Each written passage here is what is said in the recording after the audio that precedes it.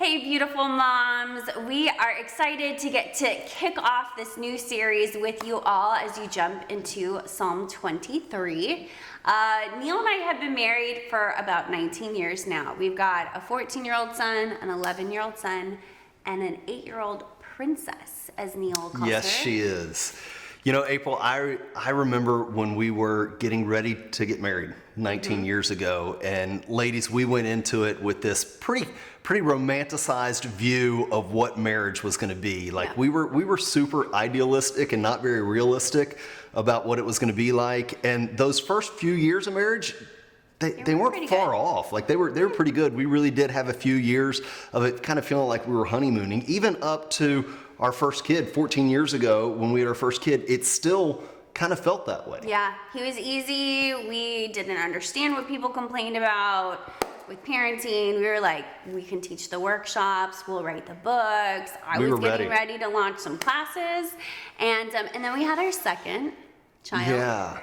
And things kind of changed. They changed a lot. So we realized it wasn't really, like, we couldn't take credit for everything that went well with the first kid. Yep. Maybe we shouldn't write a book. Maybe we should read a book or two instead. And it caused a lot of tension for us as parents and a lot of tension in our marriage. And we're going to unpack some of that. But it really brought to light a question for us that we want to tackle today, that we want to share, and it really looks at this first verse in Psalm 23 that we're going to be touching on. Psalm 23, verse 1, it says, "The Lord is my shepherd, I shall not want." And that was easy to believe in. That was easy. Like, we felt like we were experiencing that for those first few years. But when the second kid came along, and the wheels started to fall off for us, it really became a question of, can God provide for our family? Yeah. Not just financially, but like, can God provide for us in our relationship, in our parenting, in our marriage? Like, what is this going to look like? It was easy to just take it kind of at face value those first few years. But when the wheels came off, we really had to wrestle with, I shall not want. I felt like we were just covered in wants and needs and trying to figure out, like, what does it look like for God to provide for us in this season with these needs? Yeah. We are guessing that as mom in your season of life, that these are questions you may have wrestled with also, right? What does it mean to really believe God is our shepherd, and yet have these expectations and these real life needs that we have that may not be fulfilled. They may not be met at this moment. David, the author of Psalm 23, who wrote a bunch of different prayers that we get to draw strength and comfort from, he had a very interesting life. Even though he was able to say, I shall not want, because of who God is to me, we know there were incredible challenges and obstacles that he faced. He lost a child. Yeah. He had a grown-up child betray him and try to take this kingdom from him, all kinds of political drama. He's hunted by Saul. Yep, when he was younger, for sure. Yeah. And yet he still said, the Lord is my shepherd, I shall not want. And we have to understand, you know, where we first find David in the Bible, when we first come across him, he actually is a shepherd. Right. You know, he's overlooked by his family, undervalued, kind of sent out there. He's the youngest, go out there and just kind of tend the flock and take care of the sheep. And it's easy for us to think that, like, you know, those images, we've seen them. We had Bibles as kids that maybe even had the picture of him in there. Like David's got like curly hair and rosy cheeks. Playing the harp. Leaning up against a tree. Like, he's living his best life out there with like pasty white fluffy sheep just kind of bouncing around him. Right. And that's not what it was. Like, David smelled. David was dirty. His clothes were dirty. David was hungry. David was tired. Like, he had a lot of work and a lot of responsibility as a shepherd. He had a lot. It wasn't easy. He actually had all of the responsibility, right? The sheep didn't have any responsibility out there. David was in charge of everything, and he knew the ins and outs of that role as a shepherd. We see in scripture that he practiced with his slingshot as he was guarding the flock from external threats like wolves and lions. And then as Neal and I were prepping for this, and I was just kind of like nerding out on what does it mean to be a shepherd, I learned some really interesting stuff. So not only do shepherds have the job of protecting their flock from external threats, also leading their flock to different pastures so they have enough to eat, also so they don't overeat. I also learned this really crazy phenomenon where sheep, their center of gravity it's a little wonky, and when they lie down and tuck their feet under them to rest, like we see in those idyllic scenes, what can happen is they can flip over on their backs. And when they do that, almost immediately, their center of gravity is thrown off, and they're like those tortoises, the kind of turtles that flip over and their legs are flailing about. And it would be like very funny to just imagine these sheep. I dare you to go and Google it. It's called when they get cast. So they flip over on their back, and they're unable to turn themselves right side up.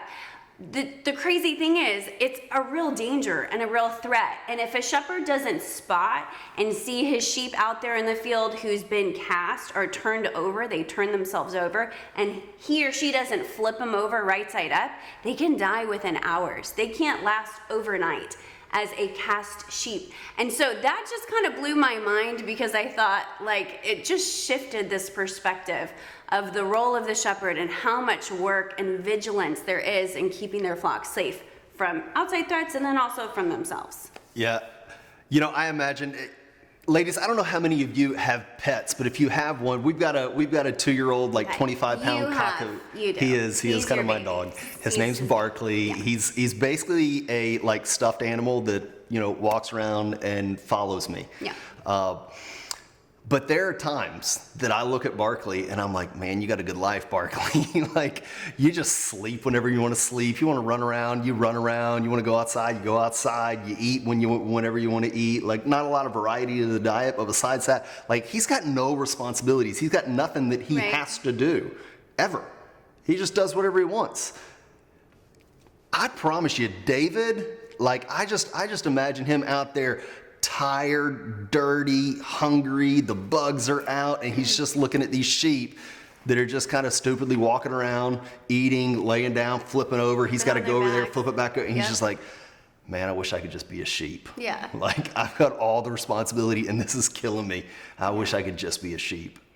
And so when he says, the Lord is my shepherd, I shall not want, he fully understands the role of shepherd and understands the role of sheep. The sheep's responsibility, and what we're going to see is our responsibility. If we're going to understand and experience the Lord as our shepherd, I shall not want, then we've got to step into that role of sheep, and we've got to just do really the 3 things that the sheep were doing. They had to know God, or they had to know their shepherd. Right. They had to trust their shepherd, and they had to follow their shepherd. Yep. This metaphor of God as shepherd, I think was so compelling that Jesus, centuries later, was like, you know what, I'm going to borrow that. And he pulled from these scriptures that David wrote, and he identified himself as shepherd. When he was speaking with his disciples in John 10, Jesus says, I am the good shepherd. I know my sheep, and my sheep know me, just as the Father knows me, and I know the Father, so I lay my life down for my sheep. So we see again that role of protector, provider, the one who's willing to sacrifice himself to keep his flock safe. And Jesus really unpacks that metaphor for us. When I think through my own life, on different times I've experienced God's leadership as a shepherd, or him meeting needs in our family or in our parenting. I really think back to kind of my season of young motherhood, the same season that many of you find yourselves in right now. We had a toddler, a preschooler, I was probably pregnant, not sure, but there was just this series of years where I was really forced to confront, for the first time in my life, my own inadequacies. I kind of prided myself on being generally good at life, and like, just keeping it real with you guys, like I kind of like felt like I had it figured out. I was a good Christian girl, and things were just falling into place for me, and that's part of my story, for better or for worse. But young motherhood is really what brought me face to face with my weaknesses, with this inner anger I didn't know I had, with this sense of like, I can't control these little people, and I'm exhausted, and I'm pushed past the point of feeling like I have what it takes to meet their needs, to take care of myself, to show up for my marriage. And it was a surprise to me, because as I turned my thoughts to God, as I was just kind of crying out and trying to say, like, where are you? How can you meet me in this season? I sensed something that I didn't expect. I sensed this gentleness and this kindness, and there wasn't this impatience, like, you did it again, you lost it again, you yelled at your kid because he's 2 and he can't find his shoes. Like, I didn't sense this shame from God. Instead, I experienced this loving kindness, like, you're on your back again, let me just come over here and flip you back up on your feet. And there was this one verse I want to share with you that was really instructive, and it kind of framed my understanding of who God was to me in that season. And it's in Isaiah 40 verse 11. Again, it's this metaphor of God as a shepherd, and it says, he tends his flock like a shepherd. He gathers the lambs in his arms and carries them close to his heart. And then this part is what saved me during those years. He gently leads those who have young. So I felt this kindness as I was trying to figure out, what does it look like to lead my young children? What does it look like to even lead myself and just not lose my mind? I sensed God's kindness to me as I was trying to figure that out. And Yeah. So April knew God to be gentle and loving and kind and merciful. She knew the Word of God. She knew stories from the Bible. She had her own experience with God where she knew this. So she was able to really then be able to trust in his gentleness, in his kindness, in his mercy, in his grace, and his patience for you as a new mom. And so he was able to provide for you what you needed in that moment, because you knew who he was and you knew the character of him and could trust and lean on it. For me, when I think of when this really impacted me in this season, it was more in the marriage. It was, I said the wheels came off and we really struggled, and it was like 10, 11 months, maybe a full year. I think it was 9 months, but if that was your experience, then that's fine. Felt like 3 or 4 years, but we were fighting all the time. Yeah. Like, we didn't like each other. Yeah. We did not like each other. And it really was different values and different priorities as we looked at how we were going to raise our kids and what the priorities were and the way we were going to deal with food and deal with medicine and all this different stuff, and what the priorities for our marriage were in light of now having a couple kids. Like, everything just came apart. Yeah. Different backgrounds that we brought in with us, different ways of doing it. And we just couldn't get on the same page. And I remember praying and just asking God, you've got to give us peace. You've got to give us some unity here. We're dying. We're struggling. We're filled with doubt on, like, did we screw up? Right. Did we marry the wrong person? Like, where are we? What's going on here? And the rubber really met the road for me on, is God my shepherd who is meeting all my needs? Because again, this was that season of, like, so full of needs that were being unmet, and just in tears on a regular basis with the state of our relationship. Right. And I remember when it turned around for me, my kind of revelation was changing my perspective. And instead of kind of looking for God to, like, the genie in the lamp and all of a sudden he's going to come and kind of miraculously fix April. That's what I was praying for a long time. I'm glad we're clear here, so keep going. But when I realized that God was working not to solve my circumstance, but instead to grow me through it, that he wanted to make me a more patient, loving, and kind husband. He wanted to make me a husband who could who could value the differences that we have instead of just be frustrated by them, who could validate the differences and embrace them and be stronger because of them. And so he was changing me if I would just kind of shut up and focus on him and ask him what he was doing and follow him. But I had to stop with I had to embrace the perspective shift of wanting God to just change the circumstance and instead allowing him to really work on me through the circumstance. There's a verse here in James chapter 1 that I want to read to you here that kind of lines up with the Lord is my shepherd, I shall not want, and how it applies here. In James chapter 1, it starts here and it says, "Dear brothers and sisters, when troubles of any kind come your way, consider it an opportunity for great joy. For you know that when your faith is tested, your endurance has a chance to grow. So let it grow. For when your endurance is fully developed, you will be perfect and complete, needing nothing." It sounds so much like perfect, complete, needing nothing, and the Lord's my shepherd, I shall not want. There's not going to be anything else that I'm needing because I'm embracing God and letting him develop me instead of just solve the circumstances around me.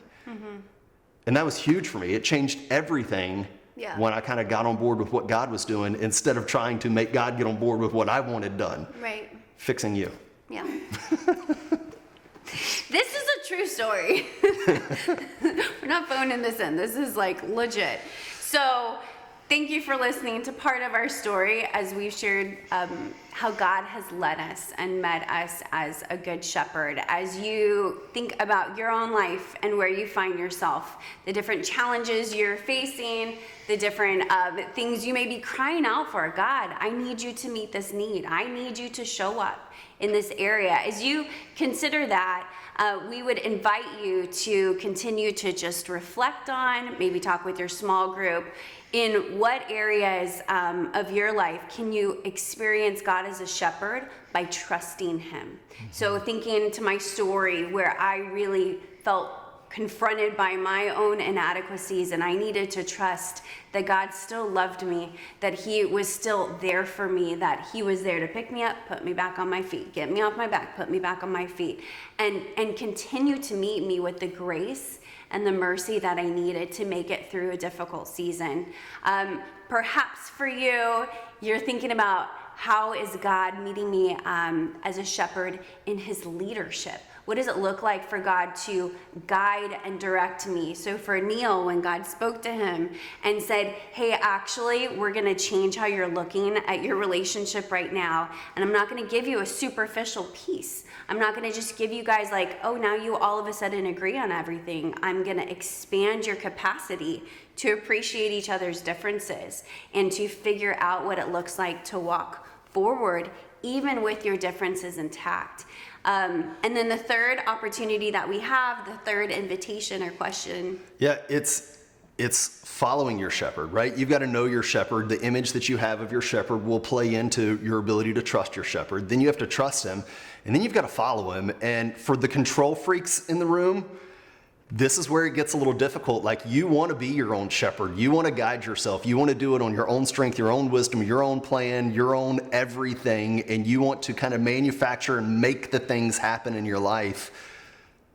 But you've got to embrace being a sheep. And you've got to say, hey, I'm going to surrender and I'm going to be a sheep and I'm going to follow my shepherd.